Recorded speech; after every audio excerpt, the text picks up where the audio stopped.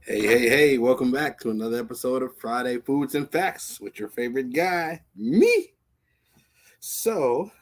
Today, I'm not going to be before you long. It's not going to be a long one here. I just kind of want to go over some of the things that have been happening in the market as of late uh, and what to kind of expect moving forward.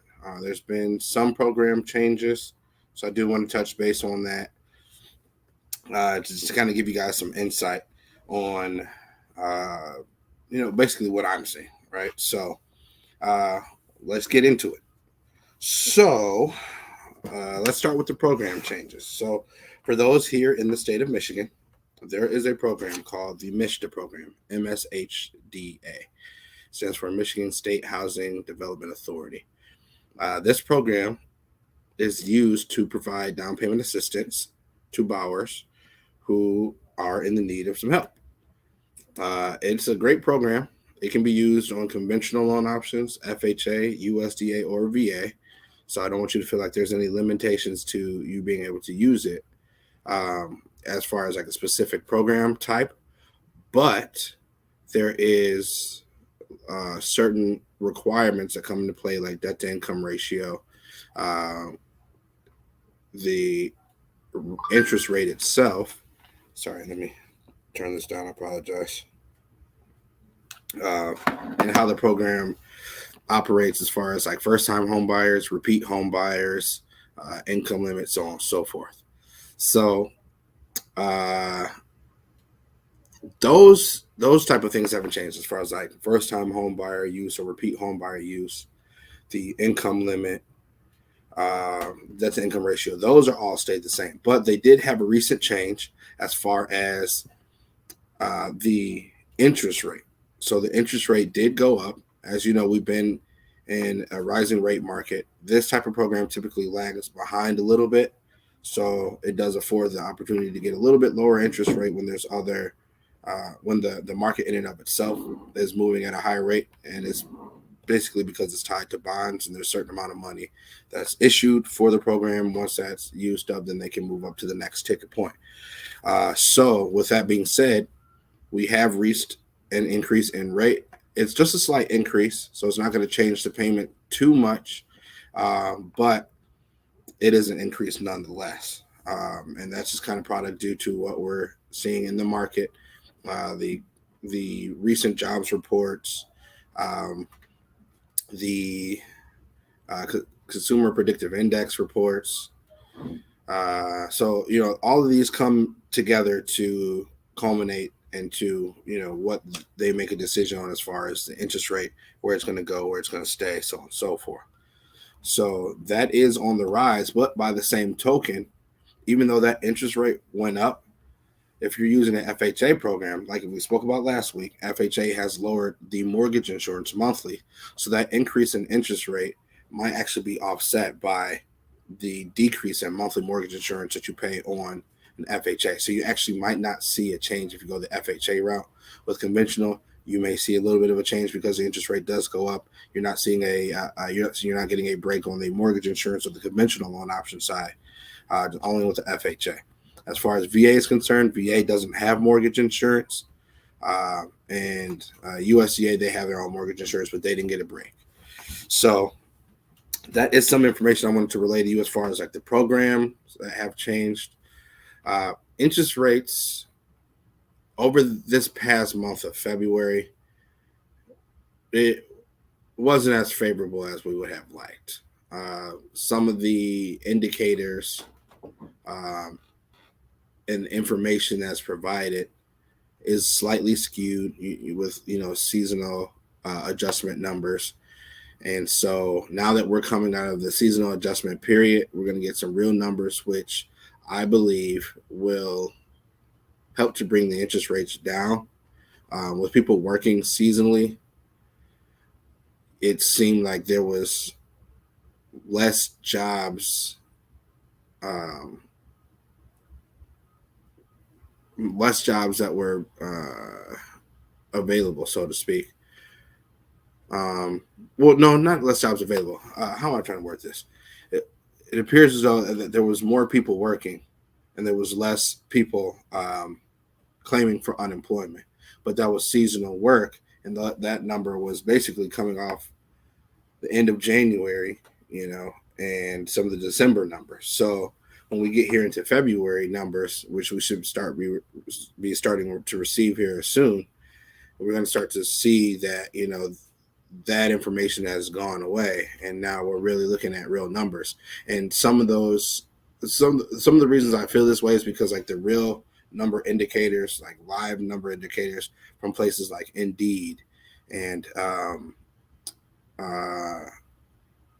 Job Seeker are showing that more people are searching for jobs because they are not able to find jobs. And then like just recently, I believe it was General Motors laid off 500 salaried employees.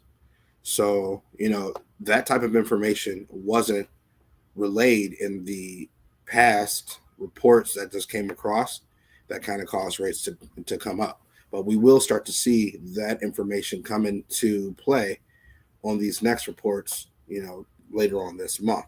So that will have a direct effect on interest rates, and what that means for the people is rates should come down.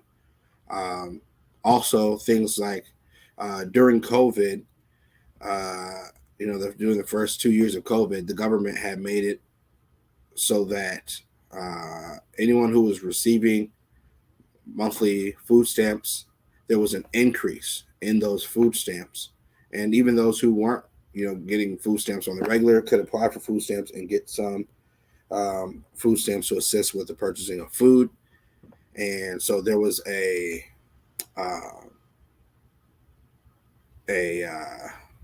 buffer, so to speak, as far as like they gave some extra funds for people to be able to use.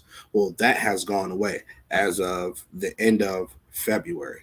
So now, being that people are going to have less money to purchase groceries with, leaves them less money to buy other items with, which means those items are going to sit on the shelf longer, which is going to cost companies more money, which means they're going to have to lower the price of those items in order for people to purchase them. And so that is going to have an effect on the inflationary numbers, and it's going to help to bring inflation down, which should also help to bring rates down as well. And from there, we should see benefit. So that's just kind of some of the things that I think you're going to be seeing here in the near coming future.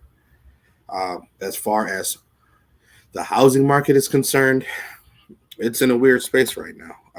There's buyer's market, there's a seller's market. Well, right now, it's anybody's market, to tell you the truth. With how long properties are sitting on the market and how few properties are on the market, the height of interest rates, the lack of qualified borrowers, is kind of creating like this no man's land, so it can go either way. You can negotiate. Sometimes you can negotiate price or concessions. Sometimes the seller's not willing to budge because they're like, hey, I've brought it down to the furthest where I think that I am willing to go to sell on it. So it's an odd time right now as far as that's concerned, but it's still a great time to buy, because for those of you that are in the market that are not waiting, for months to pass by, you're still going to be able to reap the benefit of getting something now. And then when those things take place that I was just speaking about earlier, you're going to begin to see those rates come down, which then you can capitalize on that, refinance, and save yourself some money on the property. And boom, there you go, right? So you win in the long run by taking this short-term win right now, as in obtaining property. Actually, yesterday, someone asked me, they were like, do you think that now is a good time to buy? Because I'm hearing people saying that it's not a good time to buy. You should wait. I'm hearing people say it is a good time to buy. You should go ahead. What's your thoughts? So my thoughts are, it's always a good time to buy a property. As I've mentioned before, land is a finite resource. They're not making any more of it, So get it while you can. If you have the opportunity to obtain it now, obtain it now. rates change all the time. It's just part of the economy. But if you don't have your own property, then you can't benefit from the drop in rates, you know? So obtain the property first, acquire it, like have it so that you can reap the benefits in the future. They say that an average stable market in the mortgage industry is roughly 5%. Right now, we're above that. So do expect things to come down, to add more stability to the market, which, if you obtain your property now, you're going to look at the potential to be able to lower your interest rate by at least 1% when things go back to normalcy. So use that as a peace of mind, knowing that in the future you will be able to obtain a lower interest rate. And honestly, let's say things never go back to normal, right? Interest rate wise, let's say we stay where we are now, and then the economy improves and things, the interest rates begin to continue to move up because people have more liquidity, they can spend more money, so on and so forth, and it helps to bound our economy back. If you get it now, before the rates go up even further, you're still winning because you're getting it in, at a point that's going to be below potential future market rates, right? So the opportunity to win is there. If rates go up and you've secured your property now, you're good because you're not going to be buying it at a higher rate. If rates go down and you've secured your property now, you're good because you can refinance and lower your rate, which will lower your payment. So there's always a way to win. Don't let someone else's pessimism paralyze you and stop you from obtaining what it is that you're trying to obtain and reaching your goal. That's just my take on it. That's how I've been viewing this market for years now. It's just makes sense to buy. Other people are buying, investors are buying heavily because they realize it, that it is finite, and this is an opportunity for them to make more money because the cost of rent is still going up. So if rent is still going up, why not capitalize on that opportunity to make more money and charge people more money in rent? That's how investors are looking at it, Or if they don't want to rent a property, they're like, well, housing values are still in a good spot right now. If I can get something and flip it, and when purchase season comes around and everybody's bidding, I can make a little bit more money on it. Why not? Right? So they see the value in obtaining property, whether that's short-term or long-term gains.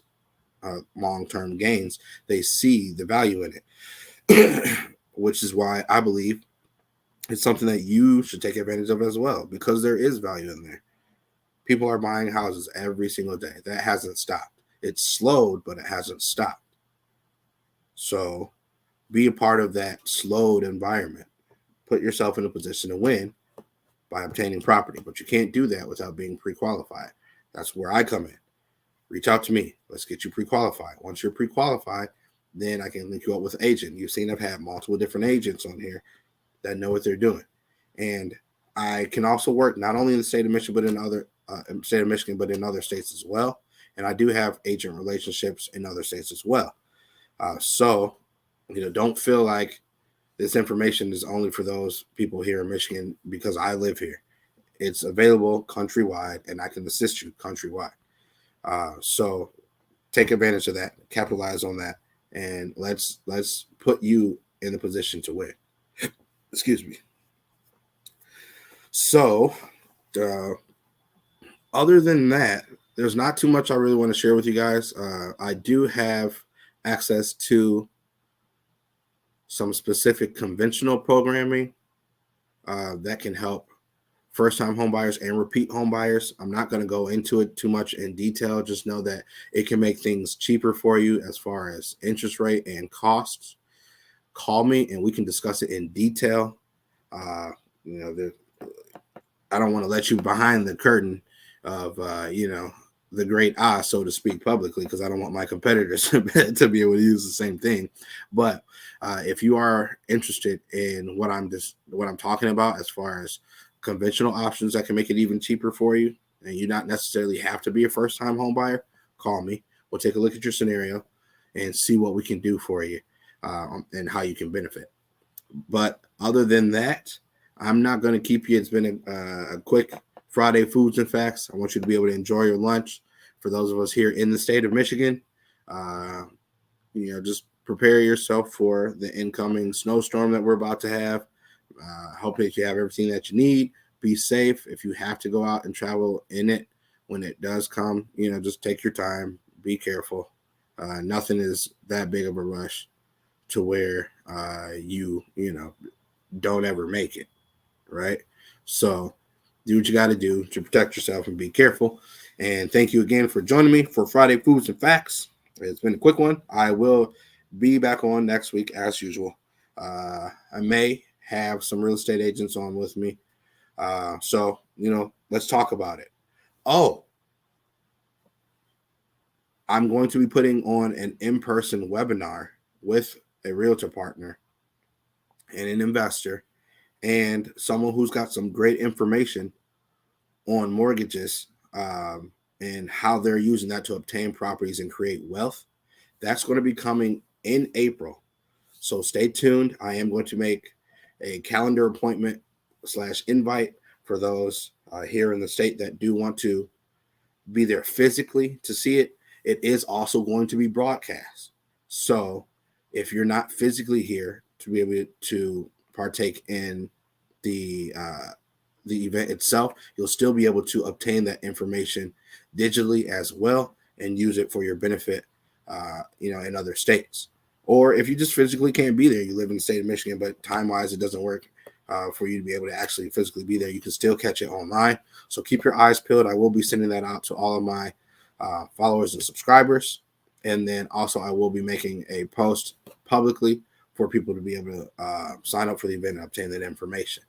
But other than that, thank you for joining me. I do look forward to speaking with you again next week. And you have a great weekend. Be safe, and I will talk to you later. Thanks again.